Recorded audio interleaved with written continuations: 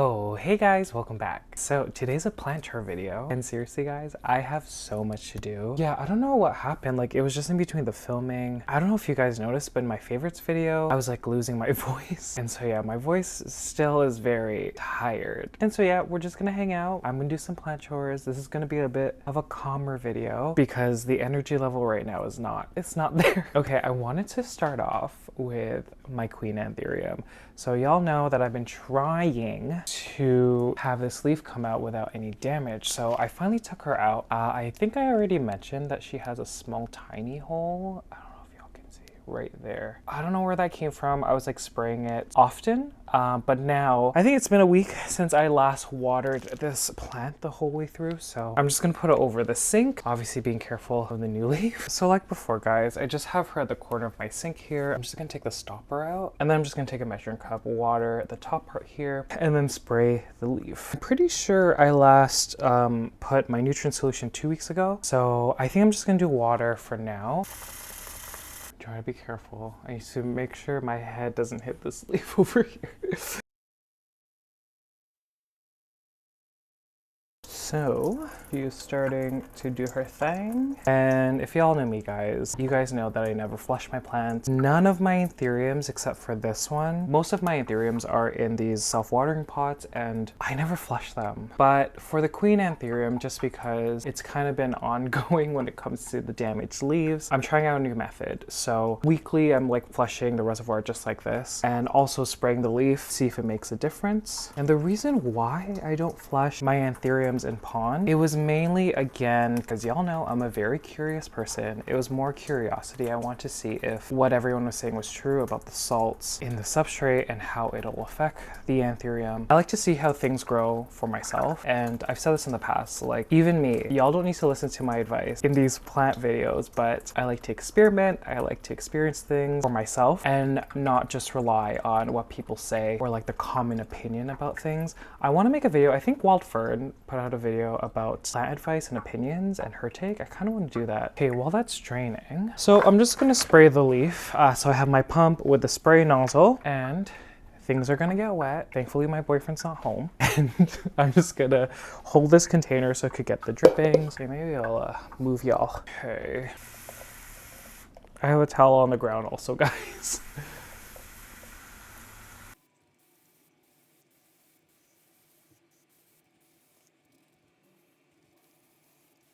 Okay, so she stopped dripping, so I know that the reservoir is full, and I'm just putting the stopper back. Okay, I'm gonna put her right over here. Oh my gosh, she's dripping everywhere. Okay guys, let's look at some philodendron Jose bonos. This is a beautiful one. So she's finally pushing out a new leaf. Look at this. She's gonna be pretty white actually, like you can see the difference here. Wow, okay, I'm really excited.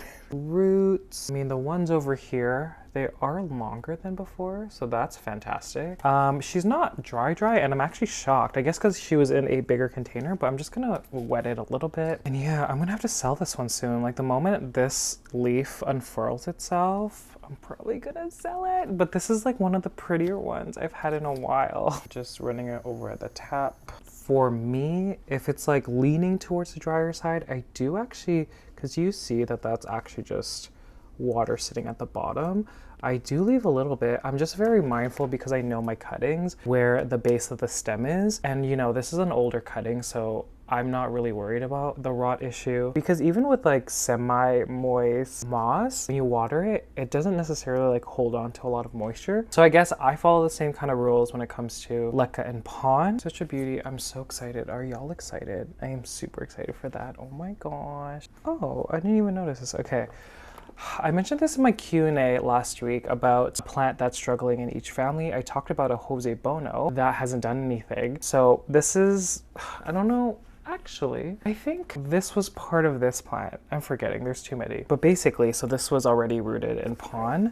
She's been like this for a while, and usually you can see like nodes popping, and I'm actually just noticing this now. This is like the first time I'm seeing any movement. And there is a small one down here, right there, that bright green speck. I future, can I zoom in? Yeah, so this is like the first time I'm seeing anything. I'm just gonna put water in the reservoir. You can see the roots over here. One thing I'm thinking is that this plant is under grow light, but it's pretty far. Like the plant is on the shelf just like this, and then the grow light's up here. So I'm thinking it might not be getting enough light. So I don't know, guys. I think I just need to be a little bit more patient, and I just find that Jose Bonos, they root pretty quickly. I mean, this one rooted really quickly. These two plants live in the same spot, so I'm just gonna bring them back. There are, and I forgot about these guys, there are single node, single leaf cuttings of the Jose Bono that were in water. Totally forgot about them. I think I filled the pot maybe once. Anyways, I'll go grab that one.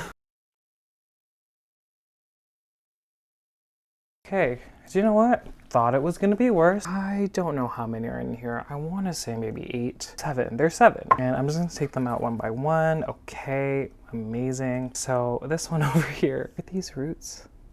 Amazing. And then you can see that new growth right over there. I'm gonna put that one into moss. Okay, this one, roots look fantastic. Ooh, look at these. These look amazing. There is a new growth. That bright green right over there. Yeah, see, honestly, philodendrons in general, they root so easily when you put them in water.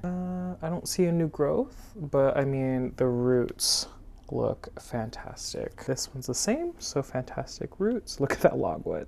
That's the leaf. Look at these. Where's the new growth? It's in there. I don't know if y'all are going to be able to see. Right over there, that bright green. And, okay, this one is not doing anything. Unlike the other ones, this one does not have any roots. So these were old. See, I need to get rid of those. I'll keep this one. This one feels fine. This root though, it might have been because I cut too close to that root, but it is totally, so that one's done. It's not squishy at the bottom though. It is totally fine, guys. So moments like this, I feel the leaf. It actually feels pretty good. I know she looks questionable, but she actually feels okay. I look at the color is still green, which is good. Feel the stem feels good. Y'all can see there's no roots, but the next thing I would look for is a new growth point. So inside, you can see, you see that green situation right there. A lot of the time when they can't root from the existing adventitious roots, it'll push out new growth from a node, and from that node and that new growth, it'll push out new roots. Just going through the things that I mentioned and assessing the plant fully will help you decide what to do or if you need to do anything. In this case, I am going to keep her in water and we'll just wait. It's the only one. You're going to be so lonely by yourself. Yeah, again, guys, I'm so sorry. Like, I think I was talking too much because I filmed 2 videos back to back. Like, my vocal cords, speaking softly like this is the most comfortable. So I'm sorry if this isn't exciting enough. Okay, I gotta wash this. Oh gosh, okay. So I was looking to see if I missed anyone. I did. So this one has been in moss and there are roots. Where are they? Yeah, they're over there, but it's so crispy, guys. So I'm just gonna I feel bad and I'm sorry. This shelf is really in the corner of my 2 windows. Plus there's a grow light, so this area gets a lot of light. So I generally like to put my bigger propagations there. So my monstera constellation propagations, which I'll go through after, was bono propagations. But the thing is, because I've been so worried about my queen anthurium and moving her, that table is right in front of that shelf. And so I haven't really looked at these plants, so I feel really bad. Anyways, you'll be fine. You're a philodendron, you'll be fine. And I think I might put them in these deli containers in sphagnum moss. I'm gonna use this farm boy container. Seriously, tomato basil again, I love it. I love soups, I really, really do. Here's the thing though, high in sodium, like super high. Every time I have a cup or bowl of soup, I could feel my heart beating in my head and I hate it. But if it didn't come with that side effect, I would love soups so much more. Okay, so I guess we'll begin. I'm just putting a layer at the bottom and then I'm just popping in the cutting.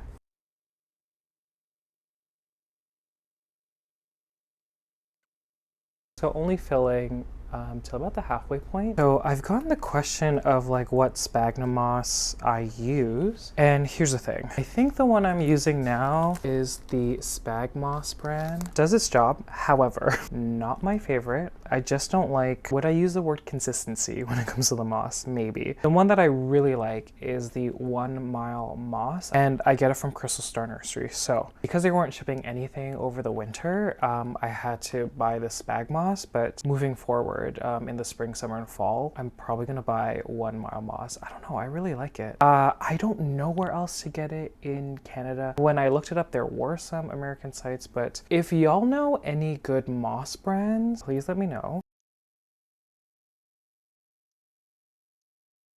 Okay, so again, same thing with this one. Super, super cute.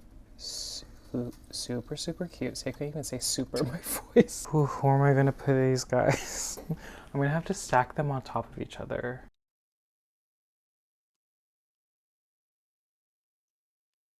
Okay, moss is empty. Let's go grab more. Second container. Yeah, I do these small batches of moss and then I heat treat them, so I boil them. It's just my preferred way of sterilization that I prefer. Even if I buy it like in that cube that you guys saw, I still boil it before I use it. I've just had so many bad experiences with mold if I don't boil it. Yeah, for example, guys, I'm like looking, I always inspect the moss before, and how effective it is, I don't know. I think it's pretty good. I think at super high temperatures, you kill the spores, but you do have to boil it for like a longer period of time if you're worried about that. Okay guys, I have decided that I'm going to start watching The Last of Us. Everyone was telling me to watch it. Like, I think it was a Hoya propagation video. I asked y'all if I should watch it and everyone said yes. Everyone said yes. Okay, one more in moss, and then I don't know where I'm gonna put the one without roots. I talked about Star Trek and how I'm watching Deep Space Nine and Voyager again. Picard, first episode came out, I watched it, it was great. Okay, I really don't know where to put this one. It's probably gonna be against my west-facing window in a container of water, but like, why? Do I have like a mug? Do you know what? Cruella. We're gonna use Cruella. So this is Cruella doing her thing. I'm just gonna put her this cutting in water and just wait to see what happens. Okay, before I bring them back, let's look at these Thai constellations. So this is the one that I was so excited about. Okay, you can see the water, sorry. Guys, usually, do you see that deep blue? Usually like there's no color, but like it's just so beautiful. Look at the water. Okay, this is the one that I was really excited about. There is a little bit of rootage. I think it's over here. So she's grown a little bit more. Yeah, it's just this one, but at the tip here you can see that it grew a little bit, so that's great. And surprisingly, I might have watered this in between, but she's pretty wet. I'm just gonna add a little bit more. Yeah, I don't know. This Thai constellation is so pretty. Okay, this is one of the older ones. Roots for days. Look at these. Are you kidding? That is crazy. Okay, okay, there's a root here. This is the one that's been wrapping. Like, do you see? It's like a snake. It's like wrapping around. But yeah, do you see all this branching? And this is always the exciting part. All this branching is coming from like the main root. Okay, let me take a look. Okay, I'm just adding a little bit of water. Boom, boom, boom. Okay, I just want to show you this Thai constellation because I don't know, she was one of my first propagations that I put in pond. Y'all saw the big one in my favorites video, but you can see that this was one of the nodes. She branched off there and she did push out maybe 4 leaves. And then I decided to chop her again right over here and then left this cute, awkward leaf. And then she's now pushed out a new growth, and that's definitely a new leaf, guys. So exciting. Oh my gosh, I'm just like so excited for this one. Oh yeah, there's one more against the window here. She's dry. This one's dry. This one's hilarious because this is probably the driest. You can see roots there. I'm over there. You can see that. So I'm gonna put a little bit. Okay guys, I have a couple packages. They're just supplies. I bought it from a local hydroponic store in Toronto. And so this one is the grow light. Yeah, okay, cute. So this is a 36-inch Sunblaster LED Grow light. I just needed another one because I don't know if you can see that rack back there that I built. So I need to find a way to fit that in the bedroom. And then yeah, it's just because I need room for the propagations, guys. And okay, I get this question almost every day about my big net pots and bucket. Before, I would buy them from Indoor Growing Canada. However, I went to their website like recently, like a week ago. I'm pretty sure their website is like down. Yeah, it doesn't look like their site's there anymore. Anyhow, I tried this new place called HydroGard, and their net pots are slightly different, so I want to see like how, oh, actually they look the same. Yeah, They're the same. Why did I think they were different? So I have two big bucket net pots. There's just a couple plants that I need to put in these pots of LECA. And what else is in here? Oh yeah, I am running out of RapidStart, so I bought more RapidStart. So here she is. And when you buy the grow lights, they have, I want to say a 12-inch link. Sometimes that's not long enough if you're connecting them from like a further distance. So I bought the 24-inch link. I have a few here. Nothing too exciting, guys, but since I get a lot of questions about the net pots, I thought, why not show y'all? Okay, pulled this plant out. So this is the philodendron biliaceae. The new leaf is here. I don't know if she's fully hardened off. No, not yet. Ooh, why are you like yellow? Are you under grow light? I don't even remember. So I'm pretty sure this is grow light damage because as you can see, my press and seal failed. So where this biliaceae lives is on the edge of my table, but where she's reaching over here, there are 2 grow lights. So I'm thinking that might be the reason why she looks like that. I don't know why she looks like that. Looking for the pesticides. I don't see the pesticides. Okay, anyhow, I'm just gonna tie her back to the pole, wet it a little bit, because look at these amazing adventitious roots, especially that one right there. Like that one, I really want to get to latch onto the pole. Yeah, I'm just adding a strip of plant tape just so it doesn't unravel itself. Cute. And then how do we feel? I guess we're on the drier side. Let's water you. Let's water the moss pole. Oh. Do you want to fight? So I'm gonna put her back. Okay, so I want to update you guys. Well, it's not really an update. I just need to water them. But Hoya polyneura, brogette, mother and propagations. Hoya polyneura outer variegated, mother and propagation. Like I said, I'm trying to check every couple days, essentially how wet the pond is at the surface, and then just watering it over, specifically the areas of pond where there's a cutting. And overall, they feel okay. Again, I'm just doing it slowly because fresh props need to be wet, and so I'm just ensuring that the top parts are wet. Okay, polyneura outer variegated, how are you? Okay, same thing, guys. I'm just watering over. Okay, it's actually been 3 days since I checked on the polyneuras. So again, outer variegated and brogette. How are y'all doing? Are you dry? I think you're, oh, actually you're okay. So I'm just doing my assessment, seeing who's wrinkly, seeing who's dry. Yeah, just adding more water when I need, where I need.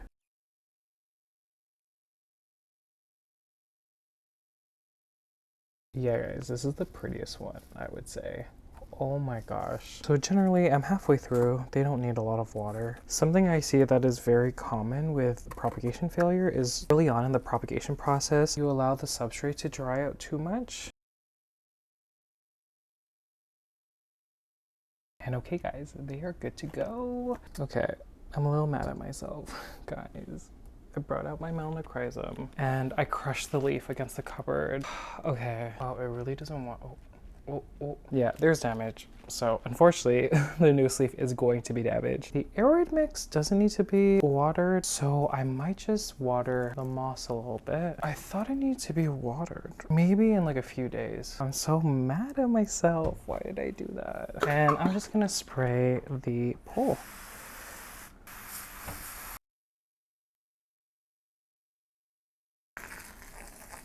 Okay, let's put her back. Alrighty, philodendron UPI. Y'all saw her. The leaf has grown out a little bit more, just a touch more. Here she is. If y'all remember, when this leaf was coming out, she got stuck. So I'm gonna water the moss pole, and then I'm just gonna water over the leaf.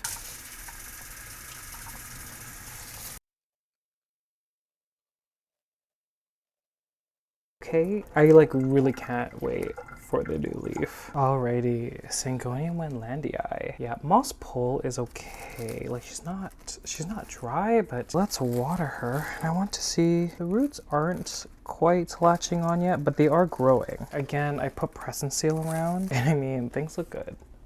Things look so good. So I'm just gonna water over. Wow, this is a thirsty plant. It's like totally, it's not dry, but like it's dry. Okay, let me just water the moss pole. Okay guys, update on the Epipremnum marble. So remember, I was confused about, you know, the leaves just not opening. The newest one, which has more green, has opened completely and she's not hardened off. I did keep on top of watering the moss pole also. That might be another reason, like she's not completely dry. The moss pole needs to be watered anyway, so we'll water the moss pole.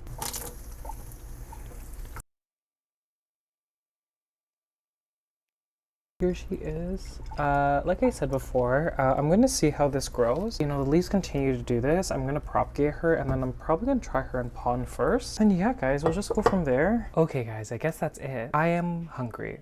And so I'm gonna eat something. Also, I haven't edited, so it's Sunday afternoon. I haven't edited Monday's video, so my top 10 favorites.